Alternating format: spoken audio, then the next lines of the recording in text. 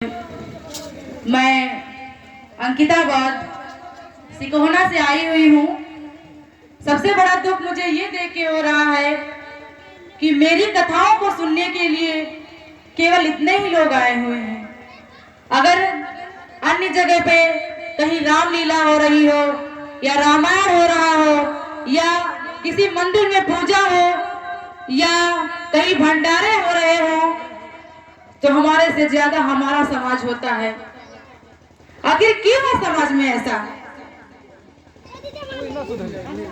हमारा समाज तो सुधरने का नाम ही नहीं ले रहा है। आज हमारी कथाओं को सुनने के लिए केवल इतने ही लोग आ रहे हैं। अगर यही कहीं रामायण हो रही होती तो सुनने के लिए हजारों लोग इकट्ठे हो जाते। केवल लोगों को यह पता सुन जाता कि वहां पे रामायण हो रही है, लेकिन हमारी कथाओं को, जो सच की कथा है, उसे सुनने के लिए कोई तैयार ही नहीं है। जो हमारी सच की रामायण है उसे सुनने के लिए कोई तैयार ही नहीं, उसे समझने के लिए कोई तैयार ही नहीं है। आखिर क्यों है ऐसा समाज में? क्या हम अपने बच्चों को पढ़ाकर अच्छा से नहीं दे सकते हैं? बच्चे इतने बड़े ही होंगे, बस उनको बचपन से ही माँ सरस्वती और जितनी भी दुर्गा भवानी है, जितनी भी देवी देवता है, उनको पाठ पढ़ाए जाते हैं। अगर कोई गलतियां घर में होती है तो उन देवी देवताओं को उनके नाम से डराया जाता है। आखिर क्यों? हमारा समाज का इतिहास नहीं पढ़ सकता है? पढ़ सकता है। यहाँ लोग कहेंगे कि बिटिया जा रही है पेपर देने, सुबह जाओ, नहा धो के पहले अगरबत्ती मोमबत्ती लगा के आओ देवी के महारानी में, फिर पेपर देने जाना। क्यों है?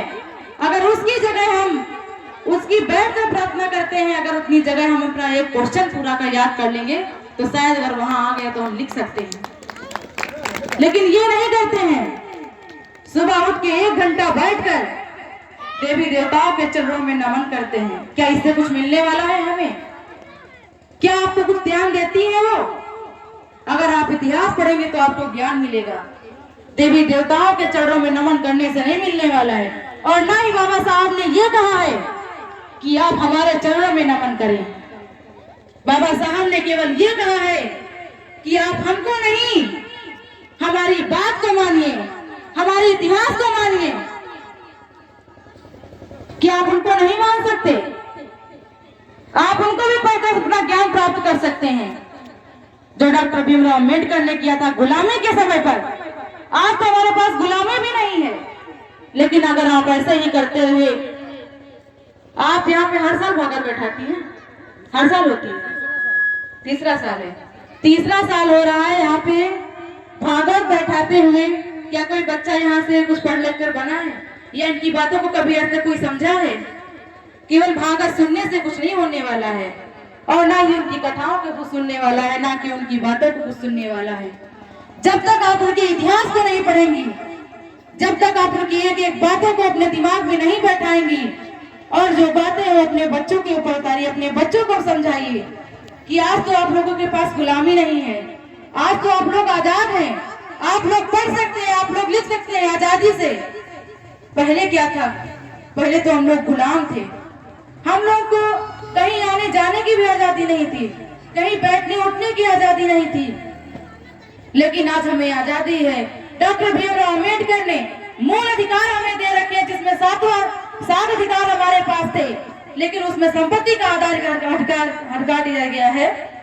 और हमारे पास 6 अधिकार हैं। हमारा जो पहला अधिकार है समानता का अधिकार है। हम समान बैठ सकते हैं, समान उठ सकते हैं और किसी से सामने बैठकर अपनी बातें कर सकते हैं, किसी के खिलाफ अपनी लड़ाई भी लड़ सकते हैं। अगर हमारे पीछे किसी का हाथ है या पंडित ठाकुर अगर हमारे खिलाफ खड़ा है तो उसके खिलाफ भी हम खड़े हो सकते हैं। क्या पहले अधिकार थे? ये नहीं थे। लेकिन हमें क्यों अधिकार है? कहीं ना कहीं उनकी बुद्धिमानी ही रही होगी, कहीं ना कहीं हमारे बारे में उन्होंने सोचा, उनके ऊपर भी ये गुलामियां बीती हुई हैं, तब जाके हम लोग यहाँ पहुंचे हैं। और आज आप लोग फिर उसी गुलामी को या उसी गुलामी को आप फिर लोग ताजा करना चाहते हैं, उसी गुलामी में फिर आप लोग आना चाहते हैं। आप लोगों के सामने ही अभी 100 साल नहीं हुआ है गुलामी प्राप्त किए हुए, और आप लोगों के सामने फिर से गुलामी आ जा रही है। आप इस बात को क्यों नहीं समझ रहे हैं? भागवत बैठाने से कुछ नहीं होने वाला। अगर इनकी बातें आप नहीं समझेंगे, इनके रास्ते नहीं समझेंगे तो बिजली देवताओं की घंटी बजाने से कुछ नहीं होने वाला है। तो मैं इतना ही कहूंगी, और जो आप लोगों ने जो आज सुना है वो जाकर कहीं कर रही है अपने, जैसे अपने बच्चों को पढ़ाने का तरीका क्या है, अपने बच्चों को कहते हैं टाइम नहीं पाते, गांव में कहते नहीं कि हमें टाइम नहीं मिलता, अपने बच्चों को कैसे पढ़ाएं, अपने बच्चे से कैसे पूछे कि कितना मेरे पास टाइम नहीं, हम खेती से आते हैं। आप जब शाम को खाना बनाने लगती है ना, तो बच्चों को बैठाइए सामने और उनसे ये बोलिए कि आप हमारे सामने पढ़िए और उनसे पूछिए। आप अनपढ़ है कोई बात नहीं, आप उनसे 10 दिन पूछेंगी, 20 दिन पूछेंगी, और जब आप उनसे पूछने लगेंगे तो उनके अंदर भी एक डर बैठेगा कि अगर हम स्कूल में नहीं पढ़ेंगे तो हमारे घर पे हमारे माँ बाप पूछेंगे, हमारी दीदी पूछेंगे, हमारे बड़े भाई पूछेंगे कि आपने स्कूल में क्या पढ़ा है। तो उनके अंदर एक डर रहेगा, और आप उनको कहीं ना कहीं समझाइए। उससे क्या होगा, बच्चे का ज्ञान भी बढ़ेगा और आपका भी ज्ञान बढ़ेगा। कि आज बच्चा छोटा बड़ा पढ़ के आता है तो आप उनसे पूछे बेटा छोटा बड़ा क्या चीज है, तो उससे आपका भी ज्ञान बढ़ेगा और बच्चे का भी ज्ञान बढ़ेगा। तो मैं इतना ही बोलना चाहूंगी। जय हिंद, नमो बुद्धाय, जय भीम और जय संविधान।